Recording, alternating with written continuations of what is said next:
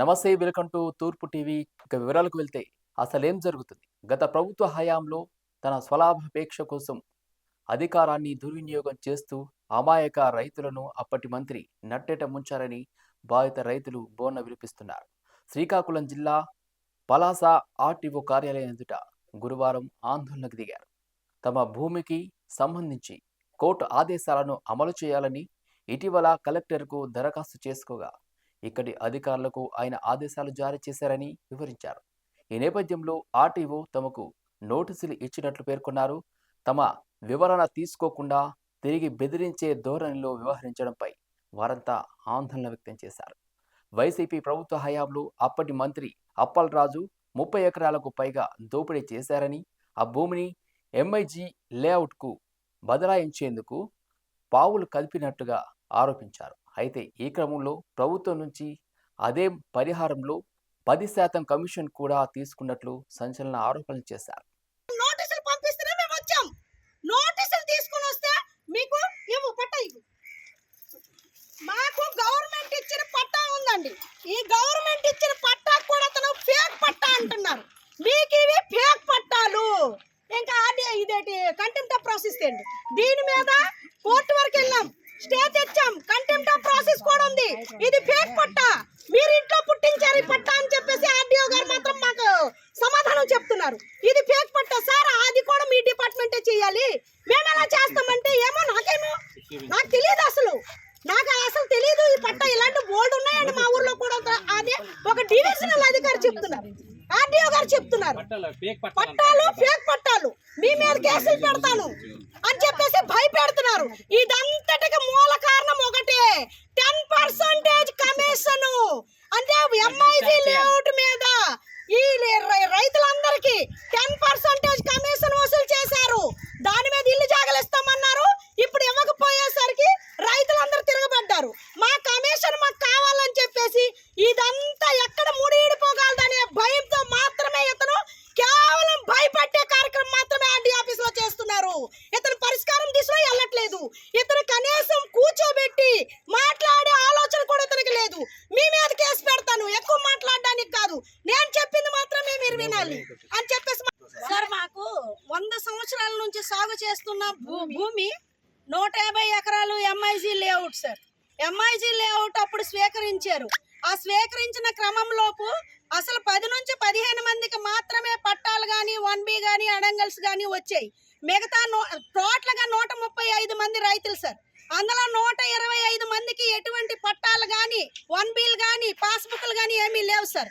కానీ అప్పుడు గవర్నమెంట్ పంచనామా కమిటీ అని చెప్పేసి ఒక కమిటీ నిర్మించి ఆ కమిటీ త్రూగా మొత్తం కలెక్షన్ చేశారు సార్. ఆ తర్వాత ఇల్లు జాగలు రైతులకు ఇస్తామని చెప్పేసి ఇల్లు జాగలు ఇవ్వకుండా 10% కమిషన్ కలెక్షన్ చేశారు సార్. దాని మీద ఇప్పుడు రైతులు తిరగబడి మాకు 10% కమిషన్ మీద ఎంక్వైరీ చేయాలి, దాని మీద దర్యాప్తు చేసి మా కమిషన్ మాకు ఇప్పించాలి అని చెప్పేసి రైతులు ఆందోళన పెట్టడంతో ఇదంతా చేసే ఈ కార్యక్రమం జరగడానికి ఒక్కటే కారణం. అంతే, 10% అనే మాట లేవనెత్తకుండా దాన్ని ఆపించడానికి మాత్రమే వీళ్ళు చేసే ప్రయత్నం. మాకు నోటీసులు వస్తే మేము వెళ్ళాం, నోటీసులు వస్తే రైతులు వెళ్ళారు తన మొరపెట్టుకోవడానికి. తను ఎలా బోధించాలి? ఒక ఆర్టీఓ రెవెన్యూ అధికారి అతను ఎలా బోధించాలి? అమ్మ నీ కష్టం ఏంటి, అసలు నీకు ఏ సమస్య వచ్చిందని కాకుండా అమ్మ నీకు కేసు పెడతాను, నీవు ఫేక్ పట్టాలు, నీ బుక్కులు కూడా ఫేకు, నీ డబ్బులు వేరే వాళ్ళకి ఇచ్చేసాం, మాకు అడగడానికి వీల్లేదు, వెళ్ళిపోండి ఎక్కడి నుంచి, ఎక్కువ మాట్లాడితే కేసు పెడతామనే ధోరణి కింద దిగజారిపోయారు ఇక్కడ ఆర్డీఓ గారు. ప్రతి ఒక్కరికి భయపెట్టే రకము. మీకేమన్నారు చెప్పండి అమ్మ. మాకు మేము 100 సంవత్సరాలు పండించుకొని మేము తిన్నందుకు మాకు దానికి పరిహారం కట్టాలట.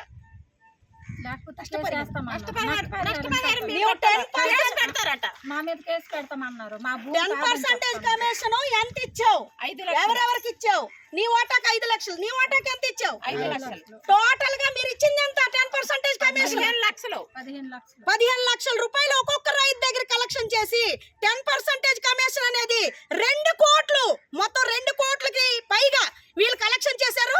దాన్ని అడిగేసరికి ఈ ప్రవర్తన ఇలాగ మారింది అతనిది. అసలు మాకైతే న్యాయం కావాలని చెప్పేసి మేము పోరాడుతున్నాం. ప్రజల పక్షాన ఎప్పటికీ ఉంటాం. మాకు ఎటువంటి ఇది లేదు. మా భూమి మీద మేము నిలుస్తాం. ఎంఐజీ లేఅవుట్ దాని మీద కంటెంప్ట్ ఆఫ్ ప్రాసెస్ ఉంది. దాన్ని ఎలా ముందుకు నడిపిస్తారంటే అది మా ఇష్టం, మేము చూసుకుంటామనే ధోరణి కింద అతను మాట్లాడుతున్నారు సార్.